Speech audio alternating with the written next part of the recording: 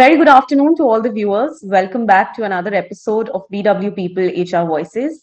Today, we have with us a seasoned professional with more than 30 years of experience as a master coach, HR strategist, and a motivational speaker, Dr. Rajesh Mohan Rai, CHRO and Director of Servotech Power Systems. Dr. Rai has previously been associated with Aviva Life Insurance, Microsoft India, and HR NXE. He has also been honored with several awards, including the Best Entrepreneur Coach of the Year, Iconic Leader, and the HR Consultant and HR Professional of the Year in 2018. Firstly, welcome, Mr. Rai. Thank you for being here with us today.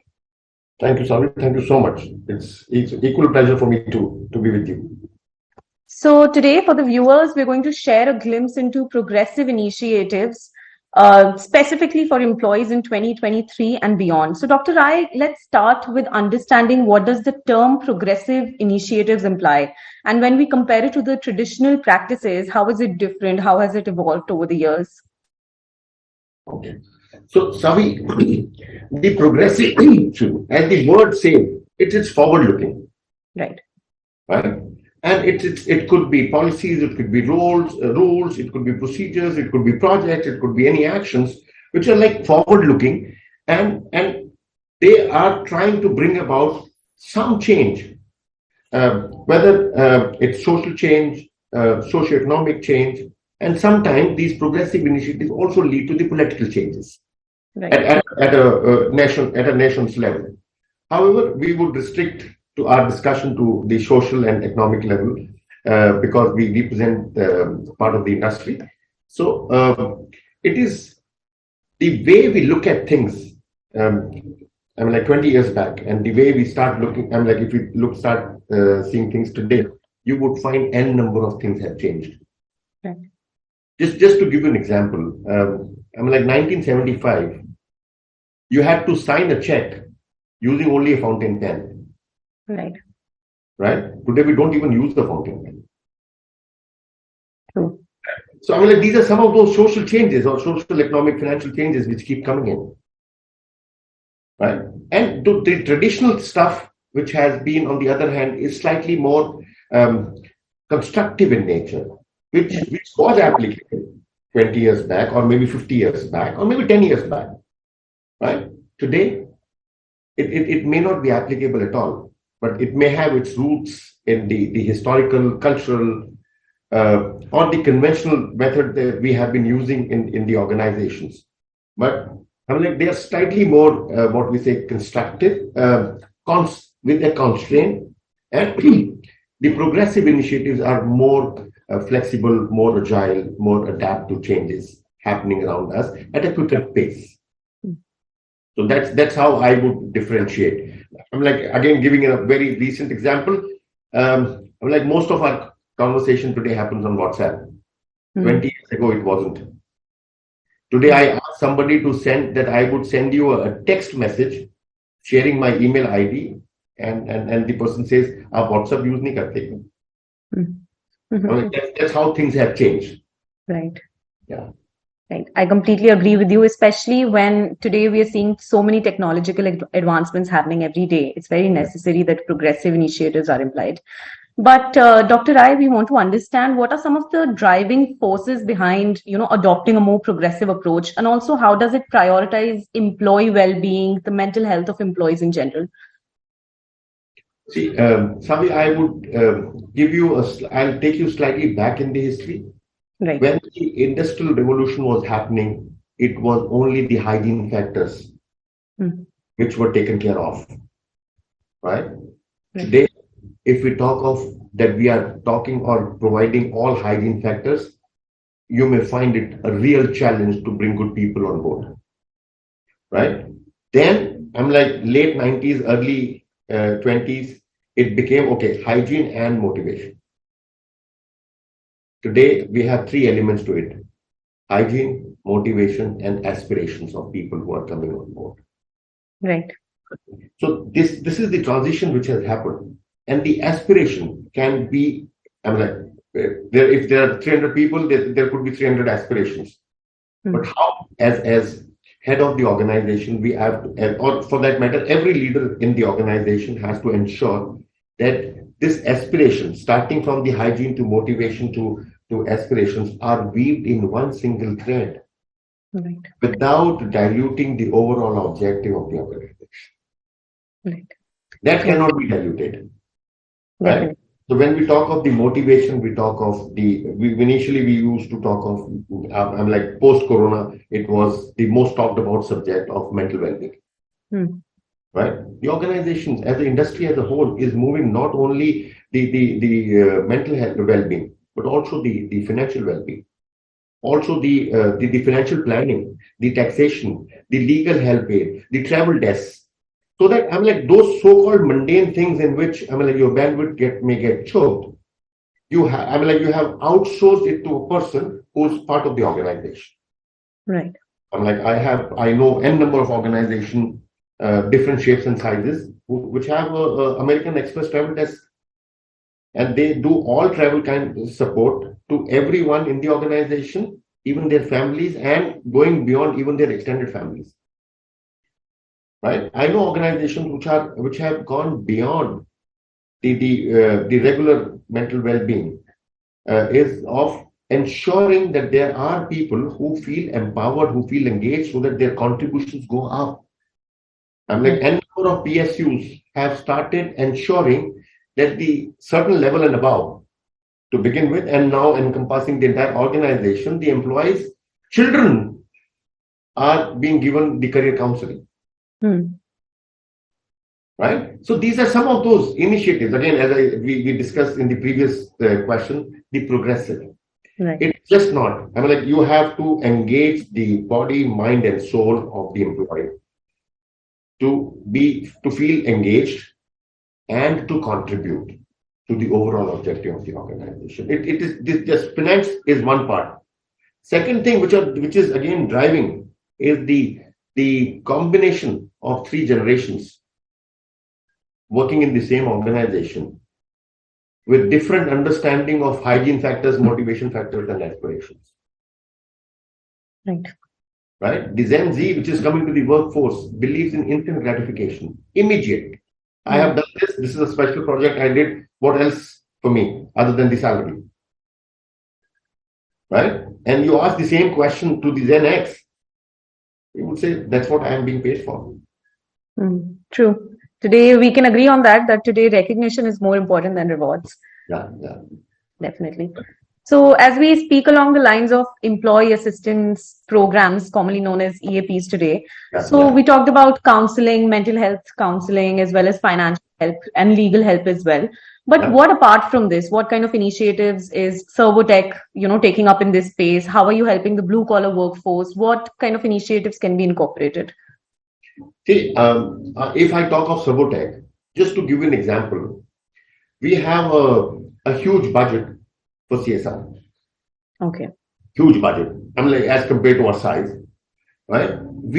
Every blue collar worker, there is a set of ration which we give them on the first of the month.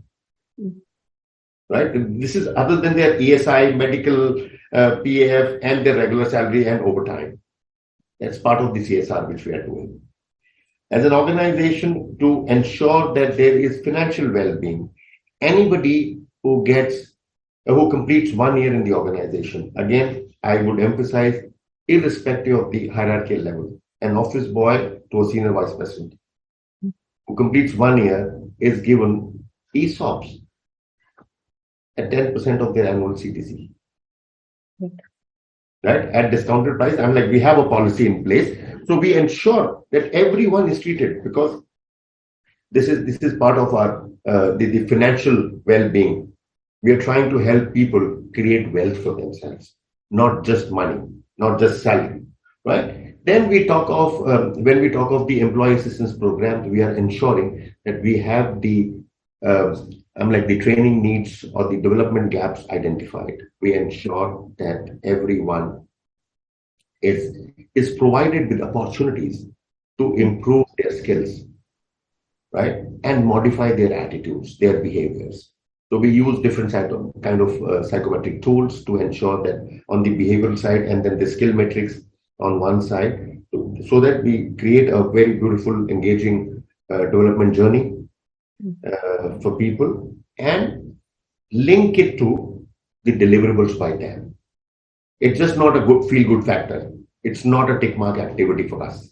Right. Right? Currently, we are working for a job rotation, which would come in place from January onwards, that every 18 months, a person would be allowed to switch jobs. Okay. Right? So then we are talking of, when we talk of the job rotation, we are also talking of a very clear career path for people who do not want to. I'm like, it's your choice to become a journalist or a specialist.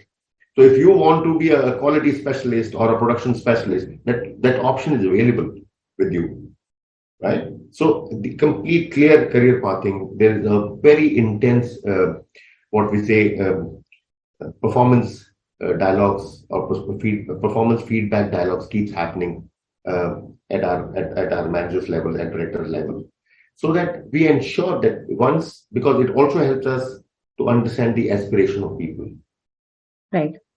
Right. So once we have a clear visibility and understanding of the aspiration of the high pots in the organization, we can help them jointly, mutually agree the career path for them.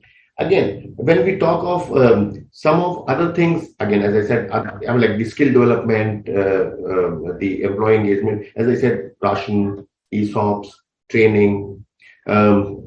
We have one more thing wherein we believe in huge diversity, equity and inclusion. At our HO, I'm like, we would be 117, 118 plus people in the HO, and we would have more than 65% women. Okay, great. Right?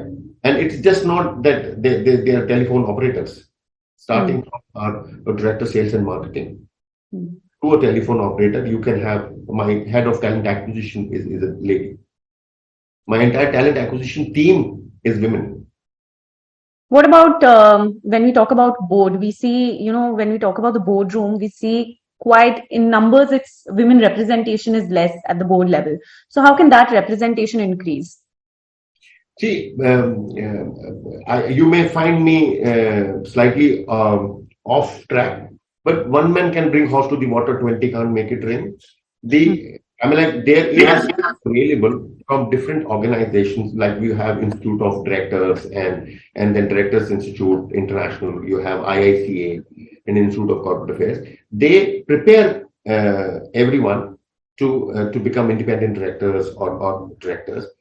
But the statement would have been more true maybe 6, 8, 10 years ago.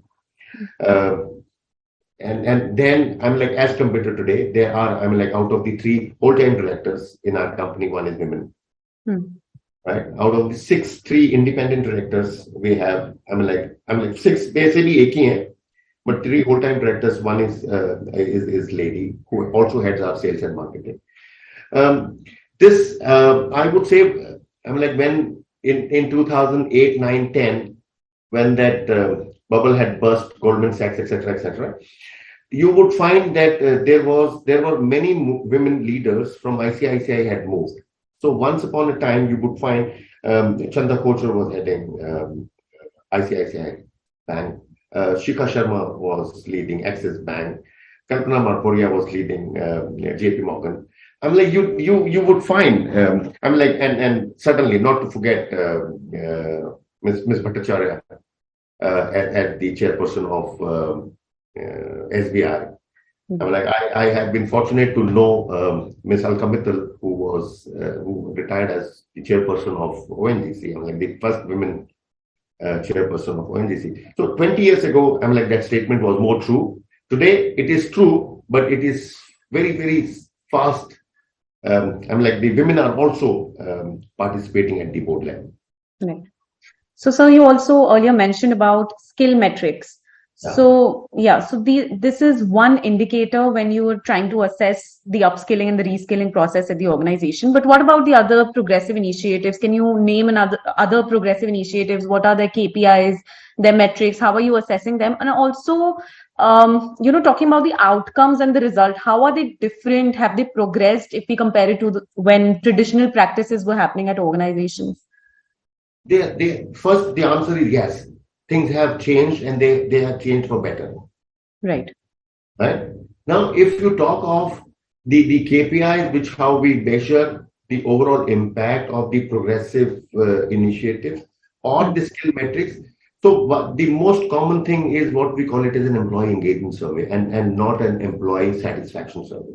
When we talk of employee engagement, how do we define employee engagement? Is a, a, a junction on which the satisfaction of the employee and the contribution made by the employee is the highest. That's what you call it as a state of being fully engaged. Right? So that's where we keep measuring, and we keep, so out of the fully engaged, and the last one is completely disengaged. We are, in a very objective manner, substantiated by data. We have, we try to weed out the disengaged, who are the rotten apples in the, but not before we have tried to bring them to any of the engaged levels. Right. But somehow, if our best efforts, very clean, pious, neat intentions fail to bring them to making them contributions, and that's where we take a call to say goodbye to them. However, one of the concepts which we ensured is that they are also provided help in getting outplaced. Right. So that's one of the help which we talk of the employee assistance programs is wherein people move out. Like, just to give an example, one of our team leaders is from Himachal, and so we have a very defined work from home policy, which means you can actually work twice a week, subject to your manager's approval, because we are a manufacturing setup, we are a projects company. So very well defined work from home policy, but then we took a call and made an exception to that policy. For next 3 months, he would be he'll be working from home.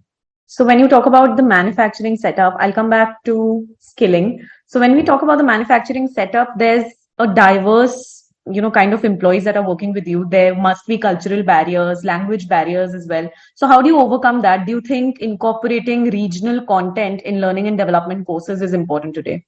Oh, certainly it is. It is. And any which way, for us in North, Hindi becomes the primary language of instruction, whether it's training or our general conversation. But we ensure that the people who come from other parts of the country and whose the primary language is not Hindi, they are not treated differently by the majority Hindi speaking people. So we ensure that cultural sensitivity workshops. Maybe when we say workshops, it may not be a complete 1 day, 8-hour session, but 2 hours, 3 hours on a weekly basis. We keep hammering them again and again, till the time it starts impacting, or what we call it in biology, we start seeing those mutations, sudden arrangement in chain sequence of genes. So till the time people start accepting that these are the people who are one of us, so till the time we keep doing them that cultural sensitivity workshops, smaller in nature, and also we measure the effect. Right. Otherwise, there's no point. It's again a feel-good factor. Whenever I have interacted with people, I did my workshops, I always had a workout session and a review session. Else, it was just a venue and a menu game. लोग पूछते थे मुझसे, कहाँ ले जाओगे, क्या खिलाओगे? Right. So it is not about just venue and the menu, but also ensuring that what are we achieving, what are the objectives, and not only what are the objectives, what would be benefits to our people, once we achieve this. So as a trainer, you tell the participant what is in for them, WIFM component. So my people explain the WIFM component for the participants, what is in for them. So it's like a very collaborative approach towards learning. And the people whose primary language is not Hindi, we also tell them to ensure that they teach their language to others. So it's just not one cultural sensitivity, but also we're trying to make our company multilingual. Right. So other than English, Hindi, Punjabi, there are people who would teach us some part, like we are currently engaged in learning Tamil and Kannada. That's great. So there's two-way learning happening at organizations. Exactly, because we work pan-India. We work pan-India. So I mean, like when our people go to Tamil Nadu, the language should not be 100% constrained. It would still be a constraint. But I mean, like if you could just mix match Hindi, English, and Tamil, it would be easier for you to communicate with people in that state. Definitely, I agree with you. Some great initiatives you've shared with us. So now, when we talk about sustainability as one of the progressive initiatives that is very relevant, very important for organizations. Exactly. Yeah. So as the CHRO of a green energy and renewable products company, we are seeing that India has committed itself to become net zero carbon by 2070. How can the leaders encourage sustainability initiatives or foster a culture of, where employees are socially responsible today? And so what could be some community initiatives to instill these values in the employees today? See, Savi, before I come to the community initiatives, I'm talking of the industry behalf of not on at Servotech level, but all of us have to clearly set our goals, which are aligned to that net zero 2070, right? And we need to keep measuring it, right, in our own way, right? So these are, one. Secondly, as leaders, we need to lead by example. Right. Again, this time I can give my examples that all our directors use EV to communicate, electric vehicles to communicate, commute, not to communicate, but to commute. Right. These are some of those things. Second is what we say, ensuring that when we talk of the employee engagement, employee empowerment, it is just not for the work. But now comes your question of the community participation. Are we measuring what kind of impact are we creating? What kind of educational or awareness about renewable energy or sustainability we are creating? Right. Third thing is, are we encouraging our people to participate in green innovation? Right. Some time back, we had initiated what we call it as a green Kaizen, wherein the energy is not used, yet you make those changes. Right? And we used to give our people a star, which was green in color.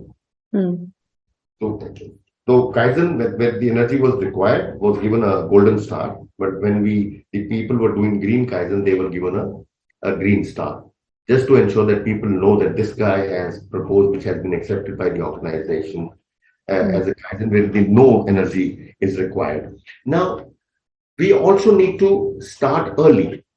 Catch them young is generally a phrase used in sports, right? We are in the process of ensuring that we start educating children from our CSR budget, right? We would ensure that we are able to make our students more aware about sustainability, about renewable energy, about green energy. So I just said that we need to set clear goals which are aligned to the India goal by 2070. We have to lead by example. As I said, all leaders in our company travel by electric vehicles. The entire participation from the entire organization is seen, and it just not is led by the people. It's not led by the leaders, but it's led by the entire organization. Right. So any last piece of advice? They need to, everyone would need to participate in this net zero vision for the nation, right? And the small steps can be taken, ensuring that you switch off lights when you're not there, in a room, in your cabin, at your house, or in the office, right? Sure that if water can be saved, it must be saved, right? And also, these are small things. Number of plants, trees planted every quarter, every month, right? What are the, it is just not government's responsibility. It's True. every individual's responsibility who belongs or who thinks the nation is his or her. So Definitely. as individuals, we need to keep doing our bit. I'll give you a little example, Savi. I don't take those charge slips. Right. Because before the charge slip gets printed for the merchant copy, I get an SMS from the bank that you have used this. So why do I need? So that's I carry my handkerchief, two of them in both my pockets. I avoid using those paper tissues at airports and hotels. That's my way, small little way of ensuring that we feel, we think, and we believe that nation would require these small little steps to make a big impact in the overall future of our coming generation. So that would be my last bit of ensuring that everyone has to do his or her bit to protect or to make the future of our future generation slightly less painful. Dr. Rai, you've shared some great insights. I am definite that the viewers are going to enjoy watching this video. The employers are going to learn a lot from what Servotech is doing in this space and instill such initiatives in their organizations as well. Thank you so much for being here with us today and giving us your time. Thank you, Savi. Thank you so much. Appreciate that. Thank you.